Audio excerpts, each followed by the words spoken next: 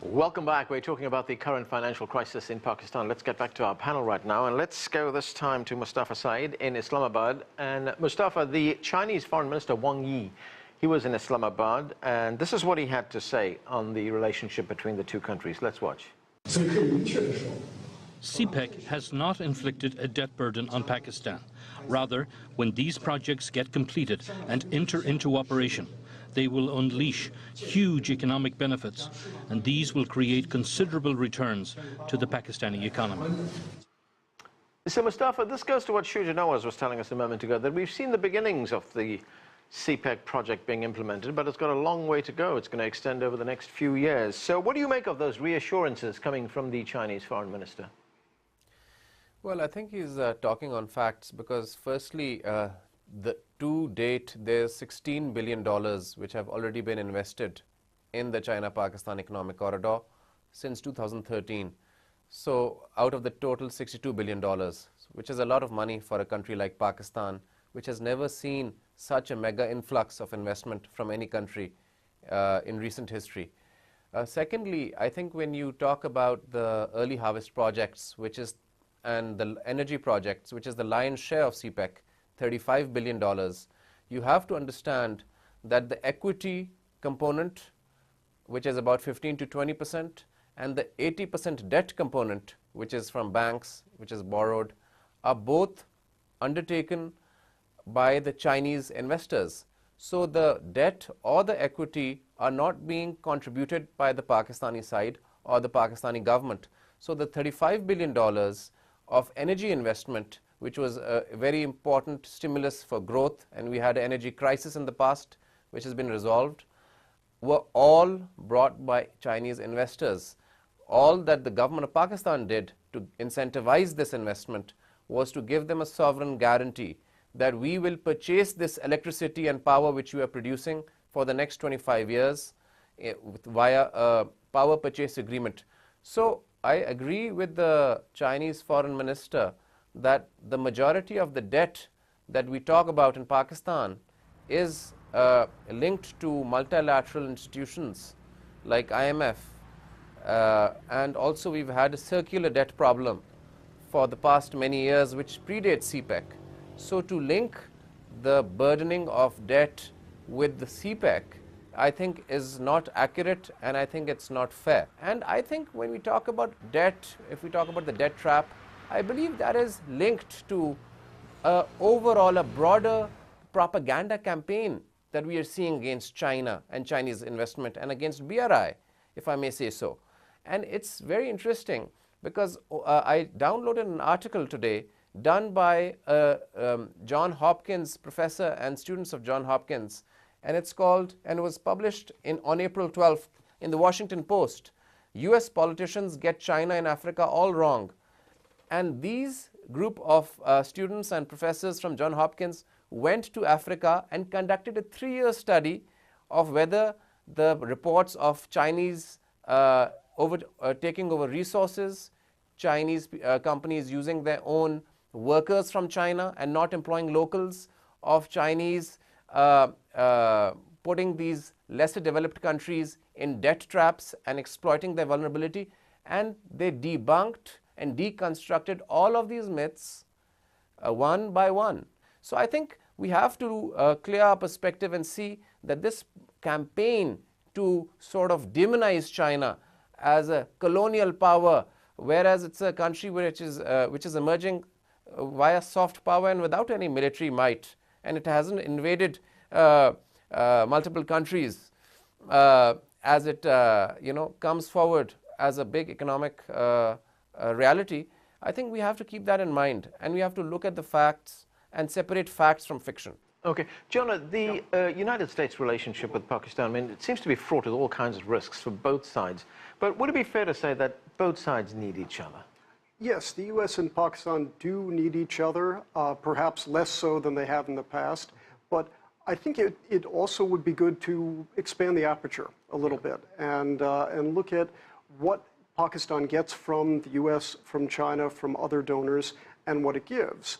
And one doesn't need to demonize China, U.S., the IMF, any other lender, to realize that there are very real problems with any kind of big funding projects. If you're pouring $52 billion into a country, a lot of people are going to get very, very rich, both in Pakistan and in China, and a lot of people are going to be left with a lot of debts and with a lot of downside. Do you want to say something? I think the solution is for the new government to introduce a much greater transparency and accountability in the process. A frequent criticism in the past has been that not enough was known about the details of CPEC projects and the way that they were allocated. In fact, there is a CPEC Center of Excellence on the web, which has most of the data. But the initial discussion of the details of each specific project needs to be shared.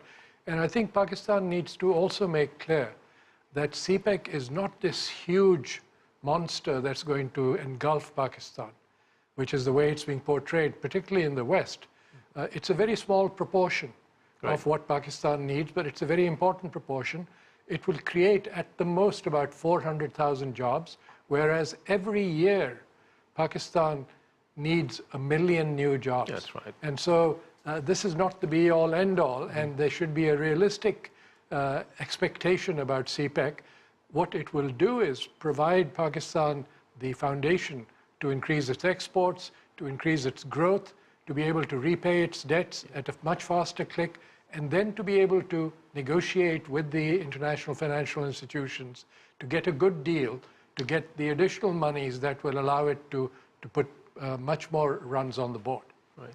Zha Hai, we know a lot about the economic relationship, the trade relationship between China and Pakistan, but how does China view its strategic relationship with Pakistan? I mean, here we have a part of the world where Pakistan wants to counter Indian influence in the region. There is a close relationship, of course, between India and the United States. What role does China see itself play strategically in the region?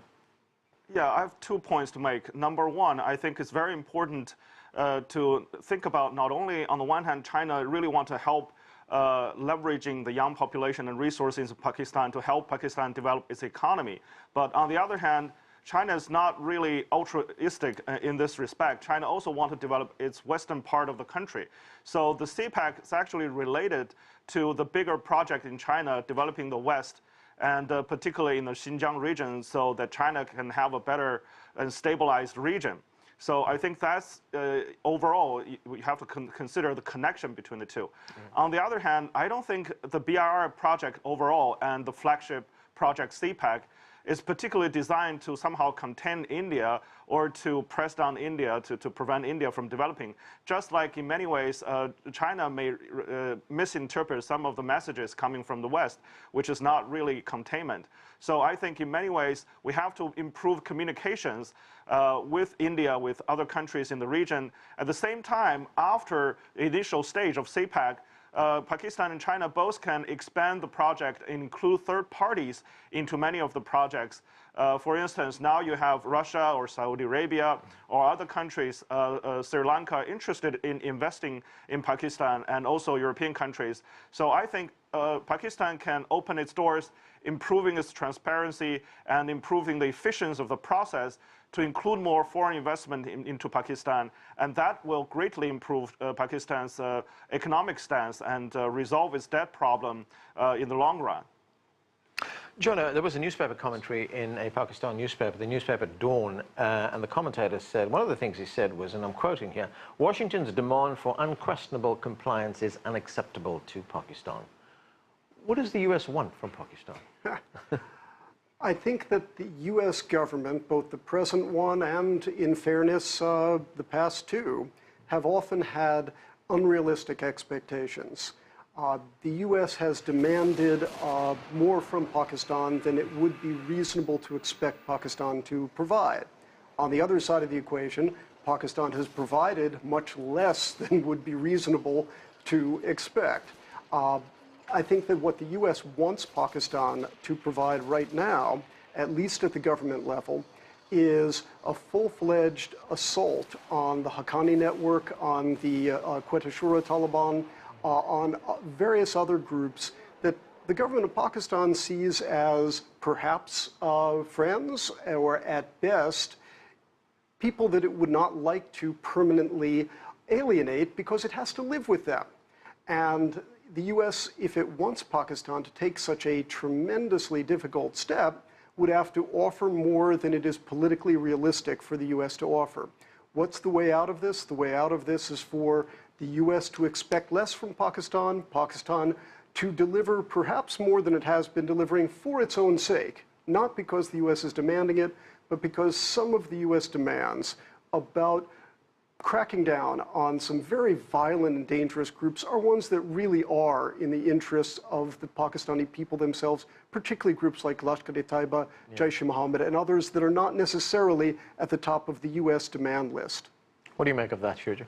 I think the U.S. has lost its financial leverage over Pakistan, and the $300 million that they stopped, which was under the reimbursement scheme for coalition support funds, is really peanuts. And it's about time Pakistan put an end to this charade about the CSF. It was a very bad decision made by President Musharraf, continued by different governments in Pakistan. What Pakistan needs is a much more realistic strategic relationship with the United States, which is not based solely on financial assistance. The good news is that as of yesterday, Alice Wells, the acting Assistant Secretary for South and Central Asia at the State Department, appears to have walked back the U.S. threat of opposing a program for Pakistan from the IMF. Yeah. I think that's only fair. Pakistan has a right as a member of the IMF to that, but at its terms and when it is ready, not when the U.S. says so. I think that's the critical part. For a new government in Pakistan, it's very critical that they right this relationship. As Jonah said, it's like a roller coaster, and we seem to be now at the bottom, and there's only one way, which is up. Yeah. And I hope that the U.S. and Pakistan can take that upswing now. Okay, Mustafa, one final point, and I've only got a few seconds for this, so if you could keep it short, please. If Pakistan goes to the IMF for a bailout, it will be the 13th time that the country has gone there for a bailout. That's in the past 3 decades. I mean, what does that tell us? How important is it for Pakistan to implement, to formulate, and then implement structural reforms that will prevent this from happening in the future? Yes, I think that perhaps we have limited choices in terms of what the situation in Pakistan is and its economy. But what we really need to focus on is widening our tax net and strengthening the institution of the Federal Board of Revenue, whose responsibility is to collect taxes from all hue and cry. And what's been happening in Pakistan is that existing taxpayers are paying through their teeth, but a lot of other huge companies and corporates and powerhouses are not taxed, and a lot of people get away with it. So I think we need to strengthen institutions and these firefighting approaches of going to the IMF, going to the World Bank, and trying to get a rabbit out of a hat and being Houdini has to sort of change into a more sustainable, well thought out, more informed approach of strengthening institutions, and also special economic zones and manufacturing, which needs to be relocated to Pakistan, which left Pakistan because of the energy crisis. So people are given jobs, and we export to other countries and other markets where we don't have access to. And I think CPEC can really contribute to that as well. Okay, and we're going to have to leave it there. Thanks to all of you for being with us.